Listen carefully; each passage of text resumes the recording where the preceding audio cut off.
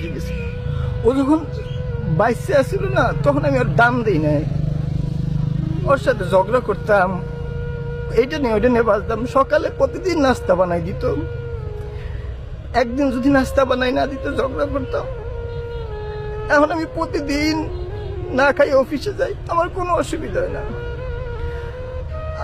আমার বউ কিছু কইলে আমি রাগ হয়ে যেতাম, এখন আমি রাগ দেখানোর লোক না, কারণ কোনো লোক পাই না, আমি এখন একলা থাকতে পারি। আমার পাখিটা নেই এই জায়গায় শুয়ে রয়েছে, ওর নাম ছিল রানী। ওর দেখতো আল্লাহ রানীর মতন, মানে শুধু আমি ওরা রানীর মতন করে রাখতে পারিনি, আমি ওর খেস খেস খেস খেস করছি। আমার যখন জ্বর হইতো, অসুখ হইতো, সারা রাত মাথায় পানি দিয়ে দিত, সময় ঘুমাইতো না, আমার জন্য শুধু কাঁদতো, দোয়া করতো। আমার বলতো তুমি একটু নামাজ পড়ো, নামাজ পড়ো। আমি না নামাজ পড়তাম না,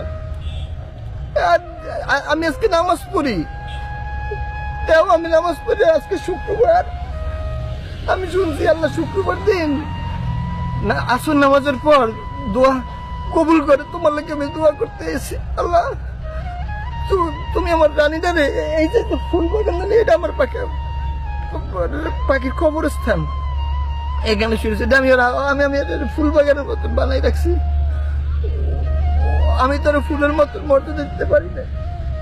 ও যে আমার কি জীবনে কি আছিল আমি না বুঝি নাই, আল্লাহ আমার থেকে নিয়ে গেছে, আমি না বুঝি নাই, আল্লাহ আমার থেকে নিয়ে। আমি অফিস থেকে আইলে আমার মোজাটা খুলে দিত, আমি যত রাগ করতাম না, কোনো সময় আমার চোখের দিকে তাকাইয়া কথা কইতো না।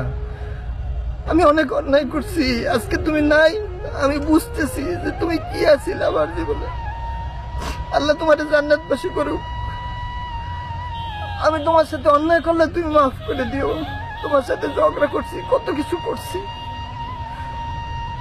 আমি শুধু বিনা কারণে তোমার সাথে তোমার আমি শান্তি দিতে পারি না, তুমি